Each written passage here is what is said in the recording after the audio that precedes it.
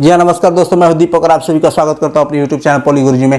जी हाँ दोस्तों, आज हम लोग बात करने वाले हैं एनर्जी कंजर्वेशन दूसरे चैप्टर के अंतिम लेक्चर अर्थात तीसरे लेक्चर के बारे में। आपको पहले चैप्टर के 3 लेक्चर और दूसरे चैप्टर के ये 2 लेक्चर आपको मेरे डिस्क्रिप्शन बॉक्स में मिल जाएंगे। आप वहां से भी जाकर उस वीडियो को देख सकते हैं और पूरे चैप्टर को क्लियर कर सकते हैं। ठीक है, तो इस वीडियो में बात करने वाला हूं आपके 3 लेक्चर के बाद 3 टॉपिक के बारे में। वो टॉपिक पहला जो है एनर्जी कंजर्वेशन एक्ट 2001 के महत्वपूर्ण अंश के बारे में, जो आप देख रहे होंगे यहाँ लिखा हुआ है ऊपर जो स्क्रीन पे। दूसरा जो है वो स्टैंडर्ड एंड लेबलिंग के बारे में, वो भी देख रहे होंगे लिखा हुआ है। और तीसरा जो है वो आपके इस चैप्टर के महत्वपूर्ण क्वेश्चन जो सेमेस्टर के एग्जाम में पक्का है, श्योर है, 100% श्योर है कि आएगा ही आएगा एक क्वेश्चन 5 नंबर में। ठीक है, तो अगर आप मेरे चैनल को पहली बार देख रहे हो मेरे वीडियो को, तो मेरे चैनल को सब्सक्राइब करिए। नीचे ही तो लिखा है सब्सक्राइब, बस टिपने उसको टच करने में क्या जाता है, और बेल आइकन को दबाइए ताकि मैं जो भी एनर्जी कन्वर्जेशन या किसी भी जो है कि बुक के वीडियो को बना दूं तो आपके ऊपर जो है कि नोटिफिकेशन आपके मोबाइल पे चला जाए ताकि आप उस वीडियो को देख सके, शेयर कर सके। ठीक है, तो यह वीडियो बहुत ही इंपॉर्टेंट होने वाली है। अब तक का एनर्जी कन्वर्जेशन का सबसे मोस्ट वीडियो है, आप जरूर देखिए इस वीडियो को अंत तक। मानक कौन, स्टैंडर्ड जो है कि स्टैंडर्ड एंड लेवलिंग को, यह टॉपिक बहुत ही इंपॉर्टेंट है दोस्तों। ठीक है, आप इसको देखें, मैं बात करूंगा। सबसे पहले पहला टॉपिक स्टार्ट करते हैं। चलिए वीडियो स्टार्ट करते हैं। जी हाँ दोस्तों, तो टॉपिक ये था, पहला टॉपिक ये है इस जो है कि वीडियो का। वो टॉपिक ये है कि दोस्तों की ऊर्जा संरक्षण अधिनियम 2001 के महत्वपूर्ण अंश, ऊर्जा संरक्षण अधिनियम के 2001 के महत्वपूर्ण अंश वो कौन कौन से हैं वो मैं बताने वाला हूं। वो हैं तो निम्नलिखित प्रकार के, मतलब कि कई प्रकार के हैं, उसमें से मैंने कोई 5 उठा लिया है, वो भी इंपॉर्टेंट, जो आपको सरल तरीके से आसानी से एक ही बार में याद हो जाए, एक ही बार में आप उसको समझ लो, वो मैंने लाया है। तो पहली टॉपिक की बात करता हूं, ऊर्जा संरक्षण अधिनियम 2001 के महत्वपूर्ण अंश पहला कौन सा है, तो ऊर्जा उपयोग करने वाले उद्योगों, मैं इसका मतलब बताऊंगा। ऊर्जा उपयोग करने वाले उद्योगों, व्यावसायिक भवनों, ये भी के निर्धारण उपभोक्ताओं को ऊर्जा को संरक्षित के बारे में जानकारी देना। मतलब कि जो उपभोक्ता कंपनी चलाते हो, व्यवसाय कोई धंधा चलाते हो, कोई धंधा करते हो, उसमें किसी प्रकार की एनर्जी को इन्वेस्ट करते हो, उनको एनर्जी को संचित करने के लिए, बचाने के लिए, सुरक्षित करने के लिए जानकारी देना चाहिए। यह है एनर्जी कन्वर्जेशन एक्ट का 2001 का महत्वपूर्ण अंश का पहला भाग। पहला कौन सा हिस्सा है, मैंने बता दिया कि ऊर्जा उपयोग करने वाले उद्योगों, व्यावसायिक भवनों के निर्धारित उपभोक्ताओं को ऊर्जा को संरक्षित कर के बारे में जानकारी देना, ऊर्जा को बचाने के बारे में जानकारी देना। बात करते हैं दूसरे टॉपिक के बारे में। सभी उद्योगों मशीनों के मानदंडों और मानकों का निर्धारण करना चाहिए। मतलब क्या कि जितने भी उद्योग हो रहे हैं, जितने भी बड़ी बड़ी कंपनियां हैं, जितने भी मशीनें हैं, सबका एक ऊर्जा लेवल निर्धारित करिए और उसके ऊपर लेबल लगा दीजिए, स्टिकर लगा दीजिए, जिससे कि ऊर्जा लेवल निर्धारित हो जाए और उनके मानक और मानदंडों को निर्धारित कर देना चाहिए। यह है एनर्जी कन्वर्जेशन एक्ट का दूसरा टॉपिक, महत्वपूर्ण अंश दूसरा है। तीसरा सुनिए, राज्य सरकार को क्षेत्रीय और स्थानीय मौसम की स्थिति के आधार पर ऊर्जा संरक्षण भवन कोड लागू करने का अनुरोध करना चाहिए। भवन कोड दोस्तों, ये टॉपिक आता है। भवन कोड क्या है, फिर क्षेत्रीय और स्थानीय, मतलब कि अगर कोई स्टेट गवर्नमेंट है, जैसे मान लीजिए यूपी है, यूपी जो है कि मान लीजिए कि यूपी में कुछ हिस्सों में भयानक गर्मी पड़ती है और कुछ हिस्सों में जो है कि हल्की सी ठंडी आती है, ऐसा माना जा रहा है।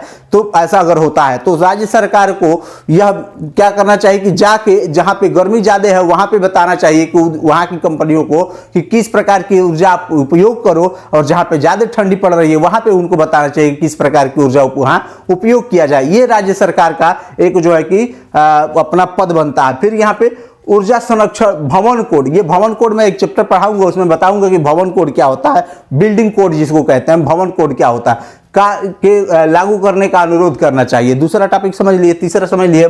बात करते हैं चौथे, ऐसे मशीनों और उपयंत्रों को जो मानक ऊर्जा खपत स्तर के नहीं हैं के निर्माण, विक्रय, खरीदारी और जो है कि आयात, छूट गया यहाँ पे, और आयात पर रोक लगानी चाहिए। मतलब क्या कि वैसी मशीनों को जो ऊर्जा को ज्यादा नष्ट कर रही हैं, जो ज्यादा खपत कर रही हैं, जो ज्यादा जो है कि नुकसान कर रही हैं, उनको तो निर्माण ही नहीं करना चाहिए। उनका निर्माण पर रोक लगा दो आप, उनके विक्रय पर रोक लगा दो आप, उनकी खरीदारी पर रोक लगा दो आप, उनके आयात पर, किसी को दूसरे देश से शहर से आ रहा है उस पर रोक लगा दो आप। मतलब कि ऊर्जा को कैसे भी बचाओ, निर्माण कर दिया, करने दो आप उस मशीन के निर्माण को।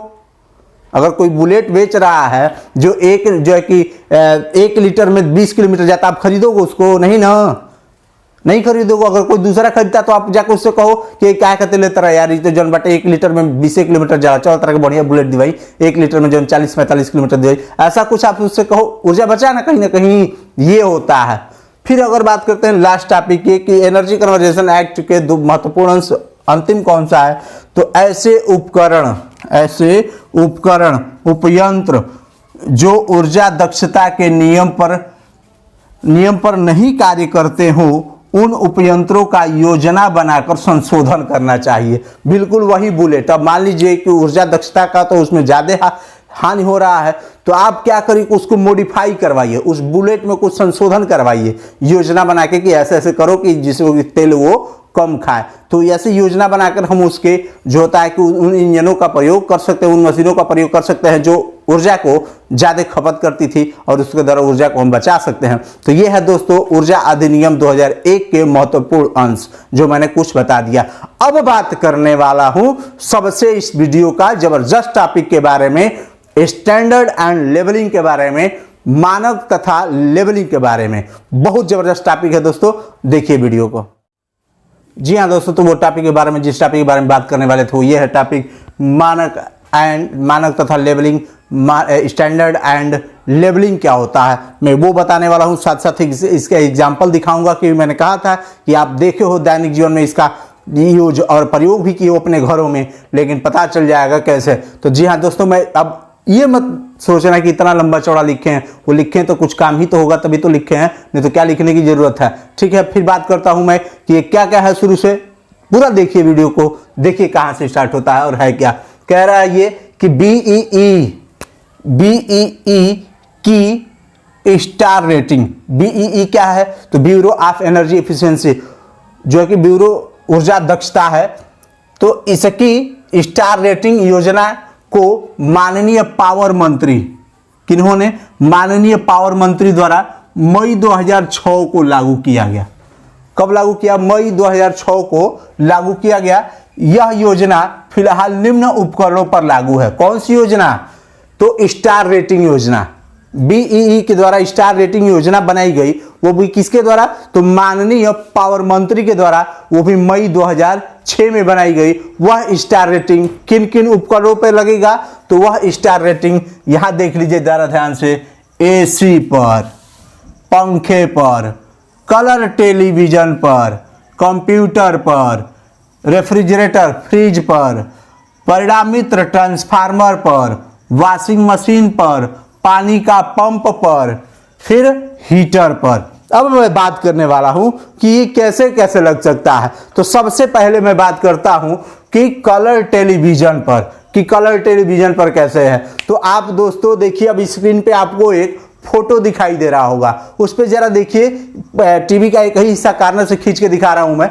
वो जो देखिए आप वहां देखिए स्टार रेटिंग दिखा है। स्टार रेटिंग जानते हैं क्या है? वो स्टार रेटिंग ये है दोस्तों, जरा ध्यान से देखते रहिएगा, उस पर देखिए कहीं बीईई भी लिखा हुआ है। तो स्टार रेटिंग ये है दोस्तों कि जिस टीवी पर, जिस उपकरण पर, जिस मशीन पर, जिस जो फ्रिज पर, जिस जो है कि वॉशिंग मशीन पर, जिस जो है कि रेफ्रिजरेटर फ्रिज पर स्टार रेटिंग, स्टार की संख्या अधिक होगी, जिस पर स्टार की संख्या अधिक होगी, देखिए जिस पर स्टार की संख्या अधिक होगी, समझिए कि वह इंजन, वह मशीन, वह टीवी, वह एसी उतना ही ज्यादा ऊर्जा को बचाएगी। अर्थात स्टार अधिक तो ऊर्जा अधिक बचाएगी, खपत नहीं करेगी, अधिक बचाएगी। स्टार कम तो ऊर्जा अधिक खपत करेगी, स्टार कम तो ऊर्जा अधिक खपत करेगी। ठीक है, चलिए अब बात करते हैं। तो ऊर्जा अधिक खपत करेगी। तो एक चीज सुन लीजिए, अगर आप जाइएगा दुकान पे टीवी खरीदने, फ्रिज खरीदने, एसी खरीदने, कूलर खरीदने, तो जाइएगा तो देखिएगा उस पर लिखा होता है, एक लेबल लगा होता है, वहां पे स्टार अब दर्शाता, पहले नहीं दर्शाता था। वो लेबल कब से दर्शाया जा रहा है? वो लेबल 2006 से दर्शाया जा रहा है, स्टार रेटिंग योजना वाला। तो लेबल वो करता क्या है कि उसमें होता क्या है, होता यह है दोस्तों कि अगर आपकी टीवी 2 स्टार है, 3 स्टार है, 4 स्टार है, 5 स्टार है, तो अगर 5 स्टार तो होता नहीं है, 4 स्टार, 4 पॉइंट कुछ स्टार ऐसे करके, तो स्टार जितना अधिक होगा उस टीवी का मूल्य उतना ही अधिक होगा। याद रखिएगा, उतना ही क्वालिटी सब कुछ वही ले लीजिए, लेकिन स्टार कम होगा तो उस टीवी का दाम भी कम हो जाएगा। क्यों? क्योंकि वो एक साल में, स्टार रेटिंग क्या बताता है, एक साल में उस डिवाइस द्वारा समाप्त कर की गई ऊर्जा को बताता है, एनर्जी को बताता है। अब मान लीजिए कि एक टीवी ले लिए, कोई 5 स्टार वाले ले लिया कोई उसी कंपनी का, उतना ही बड़ा, सब कुछ वही क्वालिटी, और कोई 3 स्टार या 2 स्टार या 1 स्टार का ले लिया।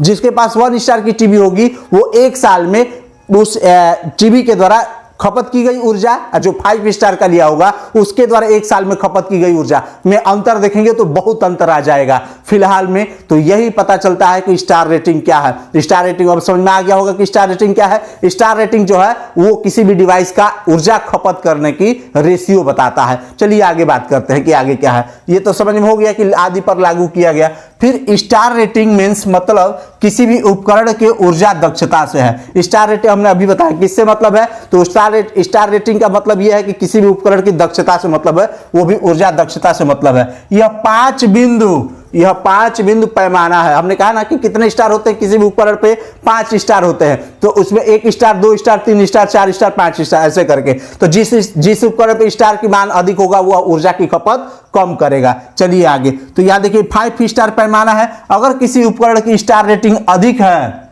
स्टार मैंने बताया ना, स्टार की संख्या अधिक है, तो वह उपकरण अधिक ऊर्जा बचत करेगा। जिस पे स्टार की संख्या अधिक होगी वो अधिक ऊर्जा बचत करेगा और कम ऊर्जा का खपत करेगा, कम ही ऊर्जा नष्ट करेगा, खाएगा।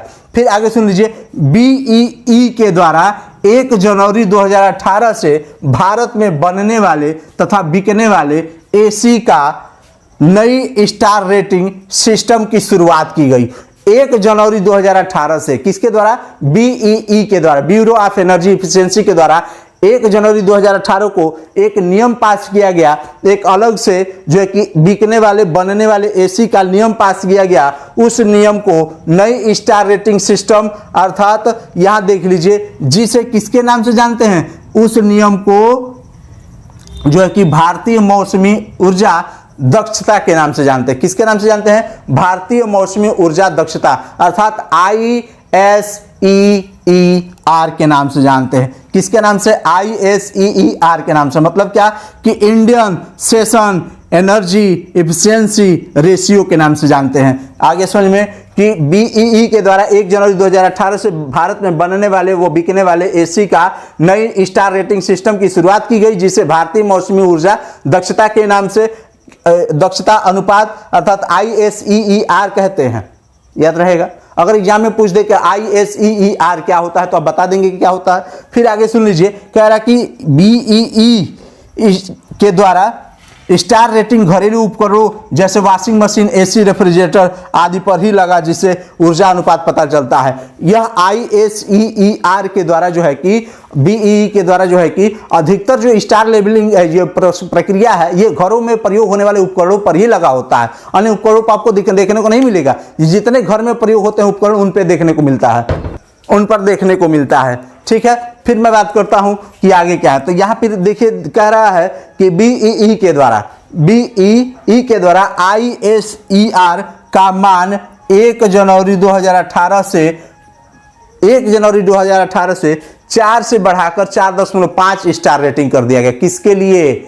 एसी के लिए। एसी जो है वो अब 4 स्टार से कम नहीं मिलेगा, 4 स्टार से ज्यादा एसी मिलेगा। 4 स्टार से बढ़ाकर कितना कर दिया गया? 4.5 स्टार रेटिंग कर दिया गया। अर्थात 3.1 से कम स्टार रेटिंग के एसी भारत में न तो बनेंगे और न ही बिकेंगे। याद रहेगा दोस्तों, न तो बनेंगे और न ही बिकेंगे। कितने से कम स्टार रेटिंग वाले? तो 3.1 से कम स्टार रेटिंग वाले एसी न ही बनेंगे भारत में और न ही बिकेंगे। इन पर क्या लग गया? बैन लग गया। याद रहेगा, क्या लग गया, बैन लग गया। तो स्टैंडर्ड एंड लेबलिंग क्या है, तो स्टैंडर्ड एंड लेबलिंग जो है वो किसी भी घरेलू उपकरण पर, इलेक्ट्रॉनिक्स डिवाइस पर एक लेबल लगा होता है जो उसकी ऊर्जा दक्षता को बताता है कि वह उपकरण, वह डिवाइस, वह टीवी, वह वॉशिंग मशीन, वह कूलर, वह फ्रिज, वह एसी एक साल में कितना ऊर्जा खपत करेगा। ठीक है, समझ में आया होगा। अब मैं अभी भी अगर नहीं किए हैं सब्सक्राइब चैनल को तो सब्सक्राइब तो कर दीजिए कम से कम। अब मैं आगे बात करने वाला हूं जो है कि इस चैप्टर के महत्वपूर्ण कौन कौन से क्वेश्चन बनते हैं इंपॉर्टेंट, जो आपके सेमेस्टर के एग्जाम में पूछे जा सकते हैं। तो ज्यादा नहीं क्वेश्चन है, मात्र 4 क्वेश्चन, 4 में से एक फिक्स है कि आएगा ही आएगा 5 नंबर का। ठीक है, तो वो देख लीजिए क्या है नेक्स्ट टॉपिक।